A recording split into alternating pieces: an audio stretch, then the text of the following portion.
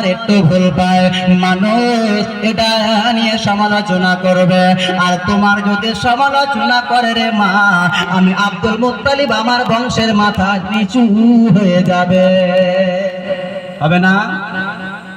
ছেলে যদি ভালো কাজ করে বাপের সুনাম হবে, ছেলে যদি খারাপ কাজ করে বাপ মায়ের বদনাম হবে।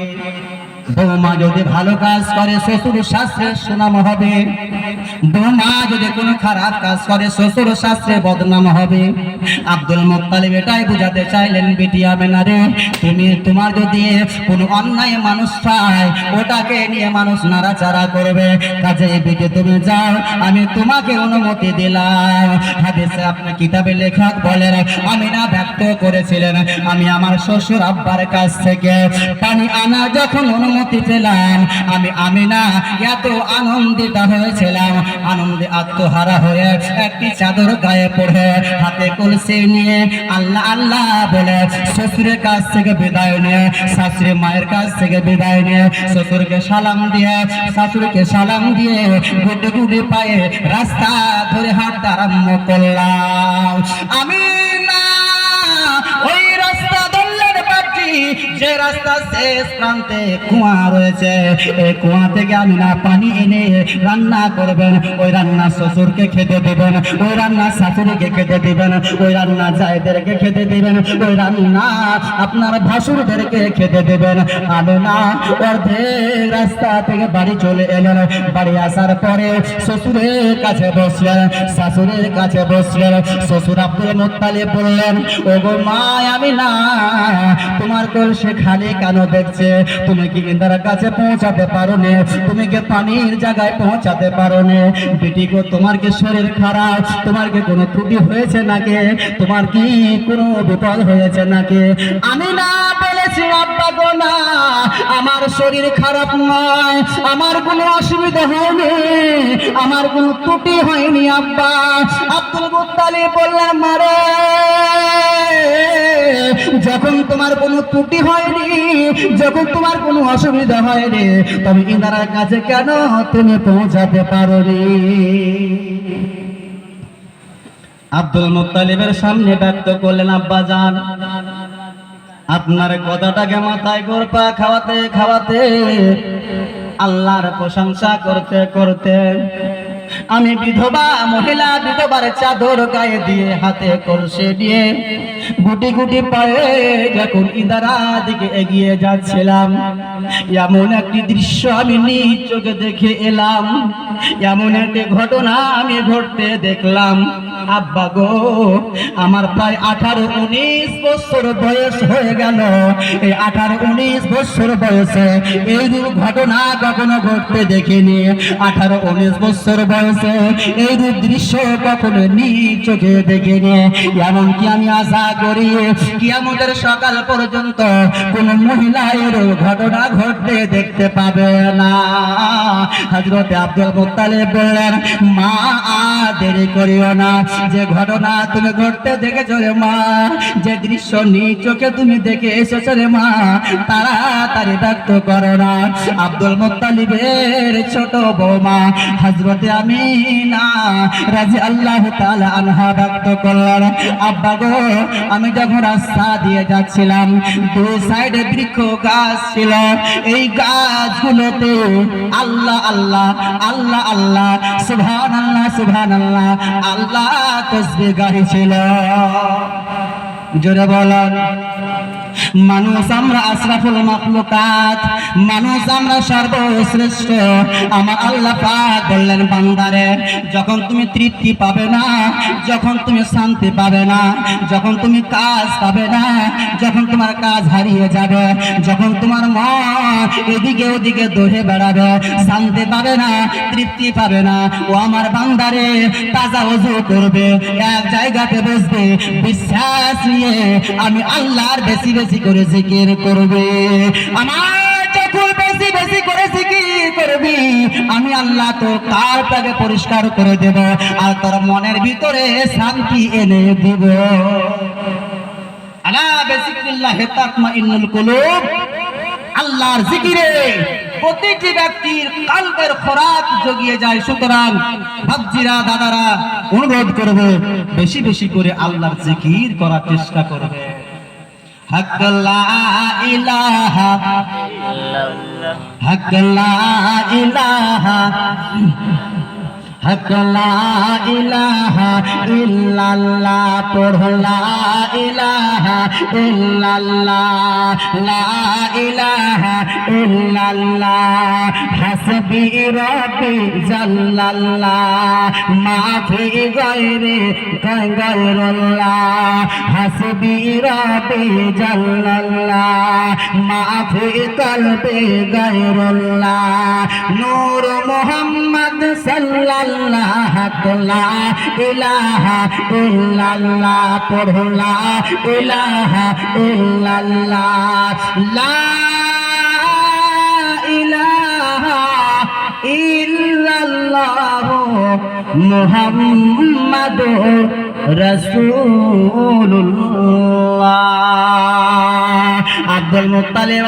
আব্দুল মুত্তালিবের সামনে আমিনা বললেন, আব্বা গো, আমি ডান সাইডে গাছকে দেখলাম আল্লাহ আল্লাহ করছে, বাম সাইডে গাছকে দেখলাম আল্লাহ আল্লাহ করছে।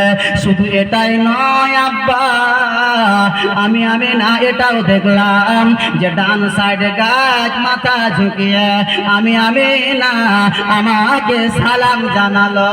জোরে বলুন, আর একবার মহাব্বতে বলুন। বেটা বাপকে সালাম করে না, জামাই শ্বশুরকে সালাম করে না, ছোটরা বড়কে সালাম করে না, মুক্তাদিরা ইমাম সাহেবকে সালাম করে না, ইমাম সাহেব মুক্তাদিকে সালাম করে না। আর আমি না বললো, আব্বা, আমি যখন রাস্তা দিয়ে যাচ্ছিলাম আমি দেখলাম সমস্ত গাছ এরা মাথা ঝুঁকিয়ে আমাকে সালাম জানালো। আর বাম সাইডে সমস্ত গাছকে দেখলাম আব্বা এরা আল্লাহর হুকুমে আমি না আমার পায়ে চুমা খেতে লাগলো। জোরে বলো সুবহানাল্লাহ। সাবুর এই কথা বলা আমিনার আব্দুল মুত্তালিব ঝরঝর করে কান্না করতে লাগলেন আর বললেন, বেটি রে, তুমি ভাগ্যবতী মহিলা, গাছ তোমাকে সালাম করেছে, গাছ তোমার সম্মান করেছে। ও বেটি, তবে চিন্তা করিও না, চিন্তা করিও না বলে হযরতে আব্দুল মুত্তালিব হামা করে কান্না করতে লাগলেন। আমি না বললেন, আব্বা, আমাকে চিন্তা করতে নিষেধ করেছেন, আমার কোনো বিপদ হবে না, আমার কোনো মুসিবত হবে না, আমার কোনো বালা বিঘ্ন আসবে না। তবে আপনি কেন এখন কান্না করছেন আব্বা? আপনার চোখে এখন কেন পানি আসছে গো আব্বা? আব্দুল মুত্তালিব বলেছিল, বেটি আমিনা রে, মানুষের চোখে দুই ধরনের পানি আছে। মানুষ যখন চরম সুখে সুখী হয় ওই সময় মানুষের চোখে সুখের পানি আছে, আর মানুষ যখন চরম দুঃখে দুঃখী হয় মানুষের চোখে দুঃখের পানি আছে। ও বেটি আমিনা, এখন যে আমার চোখে তুমি পানি দেখতে পাচ্ছ রে মা, এটা কোনো দুঃখের পানি নয়, এটা কোনো কষ্টের পানি নয়, এটা হচ্ছে আনন্দের তৃপ্তির পানি। জোরে বলুন সুবহানাল্লাহ। মুসলমান আমিনা বললেন, আব্বা, তৃপ্তি আনন্দের কারণটা কি? আব্দুল মুত্তালিব বলেছিলেন, বেটি বৌমা, তোমার গর্ভে যে এখন বিরাজ করছে রে মা, এটা হচ্ছে আমার পোতা। তোমার গর্ভে যিনি আরাম করেছেন ইনি হবেন দিন দুনিয়ার নেতা। তোমার গর্ভে যিনি আরাম করছে বেটি আমিনা, তিনার কারণে আল্লাহ পাক সাত আসমান বানিয়েছে, তিনার কারণে আল্লাহ পাক সাত জমিন বানিয়েছে বেটি রে। তিনার হাতে আল্লাহ পাক হাউজে কাউসারের পেয়ালা দান করবে। তিনি যতক্ষণ পর্যন্ত তার উম্মতিদেরকে জান্নাতে পাঠাবে না ততক্ষণ পর্যন্ত দুনিয়ার মানুষ একটাও জান্নাতে যাবে না। জোরে বলো। হে বাপজিরা, আপনাদের কাছে আমি কোটি কোটি কৃতজ্ঞ থাকি যে আপনারা সেই জান্নাতের শাফিউল মুজনাবিন আনিসুল গরিবিন রহমাতাল আলামিন নবীর পবিত্র মাহফিলে বসে আছেন। যে নবীকে আল্লাহ পাক হাউজে কাউসারের পেয়ালা দান করবেন, যে নবীর হাতে আল্লাহ পাক জান্নাতের তালার চাবি দান করবেন। আল্লাহ পাকের দরবারে আদম গিয়ে কোনো কথা বলতে পারবে না, ইব্রাহিম গিয়ে কোনো কথা বলতে পারবে না, মুসা পয়গম্বর গিয়ে কোনো কথা বলতে পারবে না, ইসমাইল নবী গিয়ে কোনো কথা বলতে পারবে না। সমস্ত উম্মতিরা মুসা পয়গম্বরের কাছে যাবেন, হুজুর আমরা বেকার বেচাইন হয়ে পড়েছি, আল্লাহকে বলুন যেন বিচার শুরু করে। আদম পয়গম্বর বলবেন তোমরা আমার কাছে নয়, মুসা নবীর কাছে যাও। মুসা নবী বলবেন আমার কাছে নয়, ঈসা নবীর কাছে যাও। সমস্ত নবীরা এক বাক্যে আমার নবীর কথা বলবে। যদি আল্লাহকে আজকের দিনে কেউ রাজি করতে চায়, যদি আল্লাহকে কেউ মানাতে চায়, যদি আল্লাহকে কেউ রাজি করতে পারে, যদি আল্লাহকে কেউ খুশি করতে পারে, আল্লাহকে যদি কেউ মানাতে পারে, আল্লাহ আদমের কথা আজকে শুনবে না, আল্লাহ মুসা নবীর কথা শুনবে না, আল্লাহ আজকে ঈসা পয়গম্বরের কথা শুনবে না। যার কথা আল্লাহ পাক শুনবেন তিনি হচ্ছেন এতিম নবী হাবিবুল্লাহ। হে মুসলমান, এই নবীজির কথা হযরতে আব্দুল মুত্তালিব বললেন, বিটি রে তোমার বেটার কারণে আল্লাহ সাত আসমান বানিয়েছেন, তোমার বেটার কারণে আল্লাহ জমিন বানিয়েছেন। আমি এই জন্য আনন্দিত হলাম বিটি রে, তোমার বেটাকে আল্লাহ পাক দিন দুনিয়ার বাদশা করবেন, তোমার বেটাকে আল্লাহ পাক রিসালাত দান করবেন, তোমার বেটাকে আল্লাহ পাক নবুয়ত দেবেন, তোমার বেটার জন্য আল্লাহ পাক সমস্ত কিছু বানিয়েছেন। তোমার বেটা দুনিয়ার জগতে আসবে, সে হবে আমার শ্রেষ্ঠ পোতা। আমি হব নবী মুস্তাফার দাদা, তাই আমার কাছে অত্যন্ত আনন্দ বিটি। যাও যাও, চিন্তা করিও না, চিন্তা করিও না, এবার তুমি পানি আনতে যাও। মুসলমান হযরতে আমিনা যখন খবর পেয়ে গেলেন তিনার গর্ভে যিনি বিরাজ করছেন পৃথিবীর জগতে আসবেন, আব্দুল মুত্তালিব বললেন বিটি যখন নবী দুনিয়ার জগতে আসবেন, নবী যখন পৃথিবী জগতে জন্ম নেবেন, গাছ তোমাকে সালাম করবে, আসমান তোমাকে সালাম করবে, জমিন তোমাকে সালাম করবে, হুরগুল মান্দা তোমাকে সালাম করবে, পৃথিবীর সমস্ত জিনিস তোমাকে সালাম করে নিজেদেরকে ধন্য বলে মনে করবে। বেটিগো তুমি পানি আনতে যাও। নবীজির জননী মা আমিনা ব্যক্ত করলেন, হে আমার গোত্রের মহিলারা, হে আমার নবীর উম্মত উম্মতিরা, আমি পূর্বের না আবার আনন্দে আত্মহারা হয়ে আমি এখন নবীর মা হব, আমি নবীর মা হব, নবীজিকে জন্ম দেব, রাসূল দুনিয়া জগতে আসবে, আমার পুত্র সন্তান জন্ম নেবে, আমি পুত্র সন্তানের মা হব। আনন্দে আত্মহারা হয়ে আমিনা আবার ইদারা দিকে পৌঁছাতে লাগলেন। আল্লাহুম্মা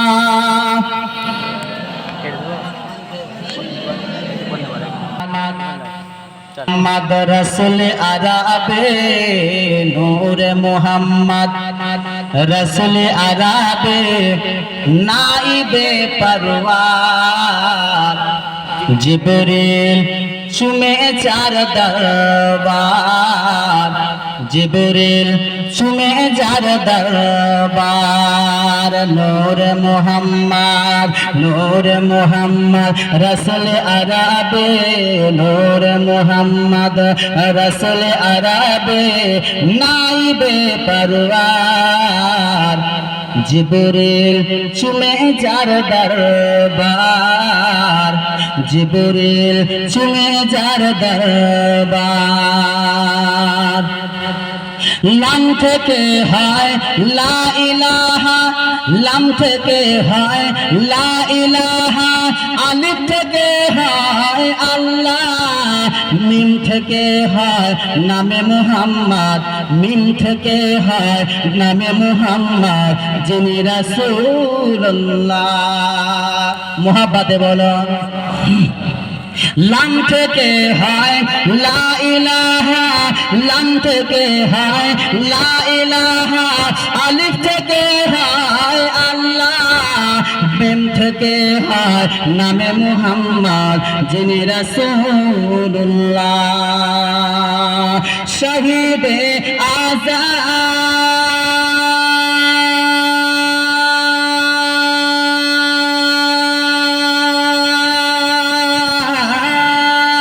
শহীদ আজান ইমাম হুসাইন, শহীদ আজান ইমাম হুসাইন, তাহার জিবরিল শুনে যার দরবার, নূর মুহাম্মদ রাসূল আরবে, নূর মুহাম্মদ রাসূল আরবে, নাইবে পরওয়ার জিবরিল শুনে যার দরবার।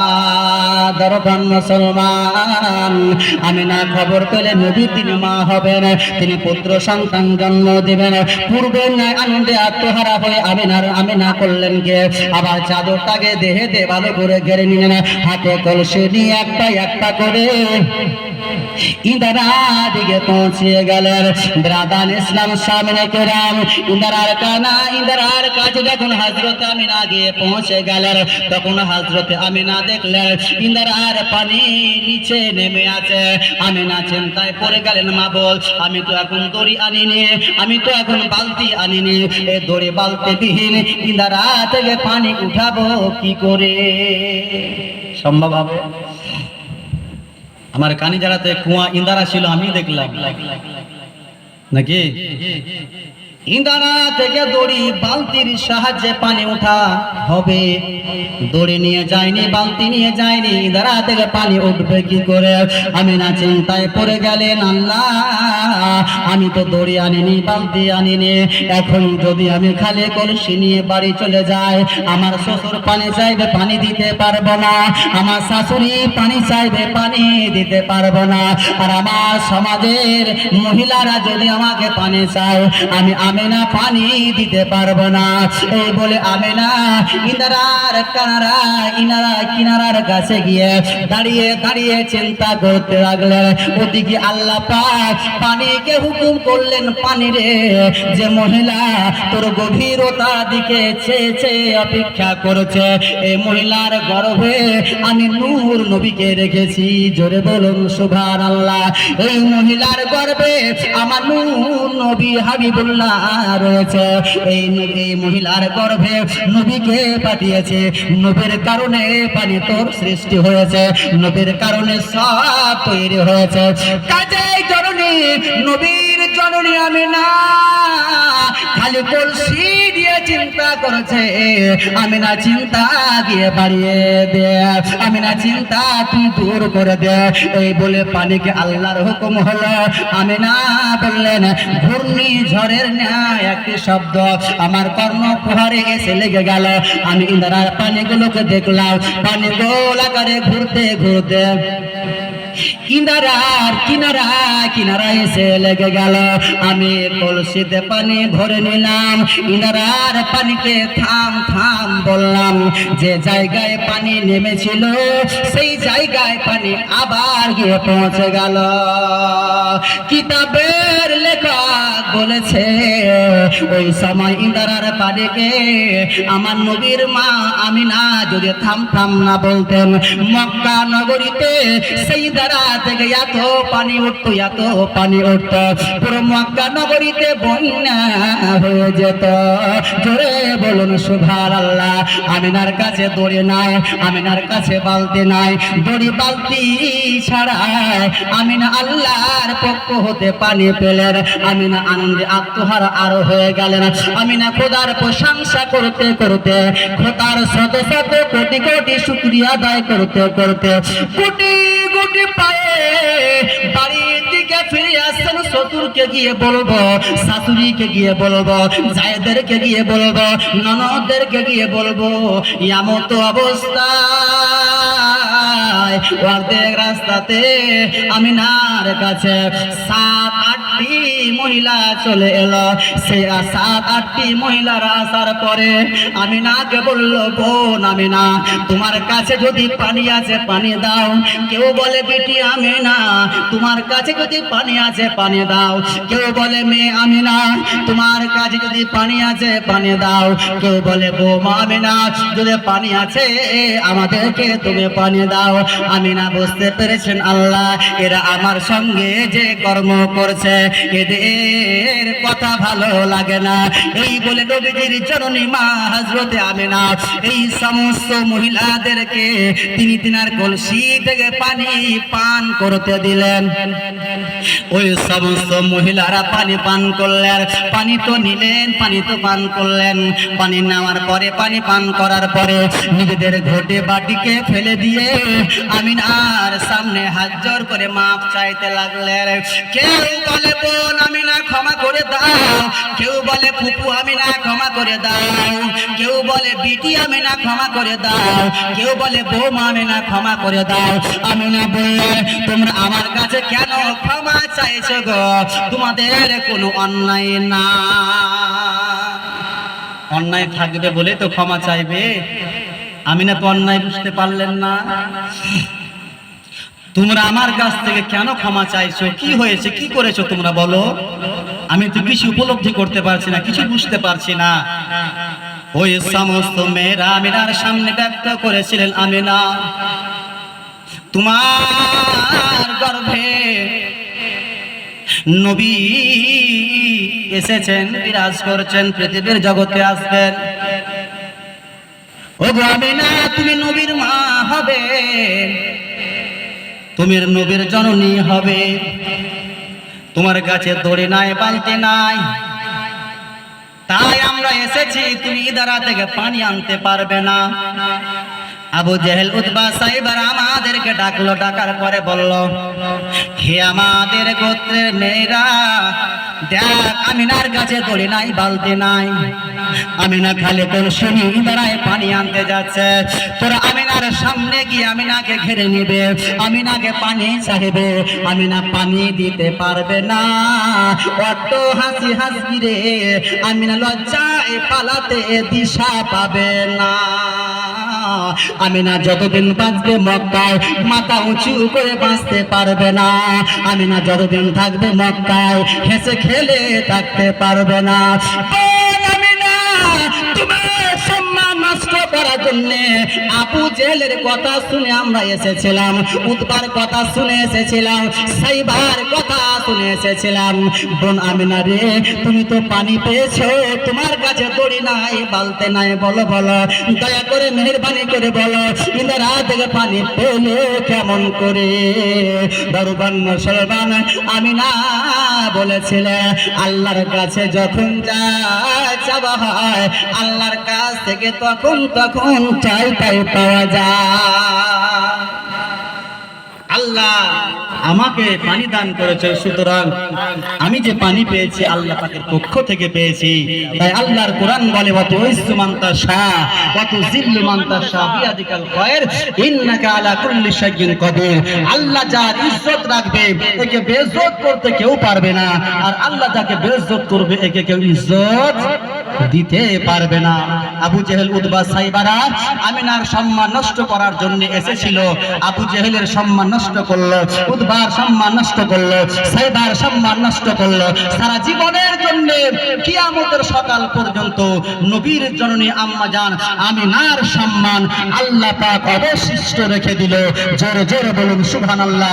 তাই মুসলমান, ওই নবীজির উম্মত হচ্ছি আমরা, ওই নবীজির নকশে কদমে আমরা চলবো, ওই নবীজির পায়রবি করে আমরা চলবো, ওই নবীজির দামান ধরে আমরা চলবো, নবীজির ছেড়ে যাওয়া কোরআন মেনে আমরা চলবো, নবীজির ইসলামকে নিয়ে আমরা চলবো, নবীজির হাদিস নিয়ে আমরা চলবো, নবীজির আখলাক নিয়ে আমরা চলবো, নবীজির কিরদার নিয়ে আমরা চলবো, নবীজির আদর্শ নিয়ে আমরা চলবো।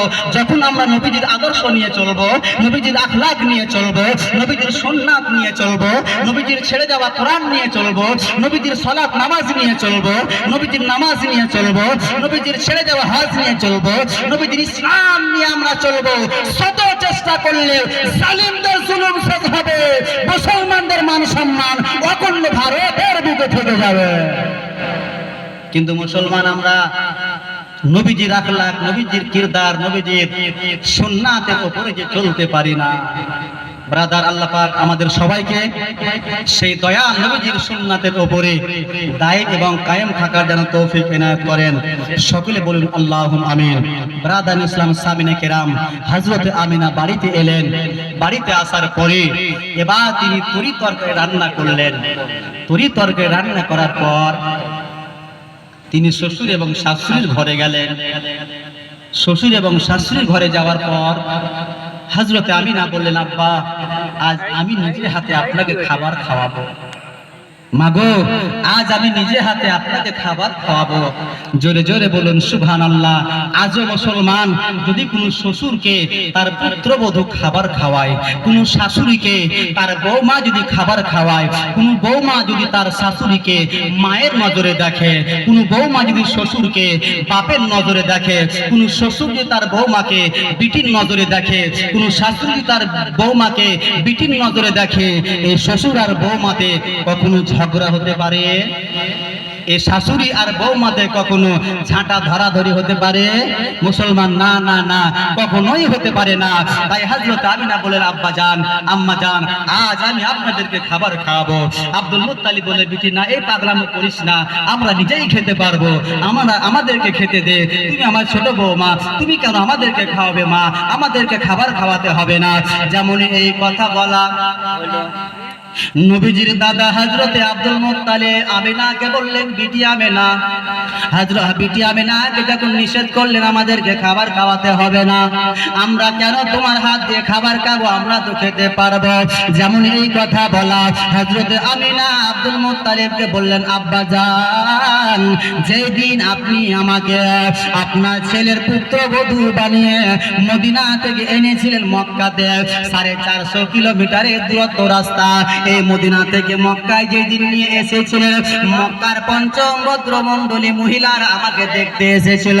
আমাকে দেখতে আসার পরে এরা বলতে বলতে যাচ্ছিল, আব্দুল মুত্তালিবের ছোট বৌমা পূর্ণিমার মতন দেখতে।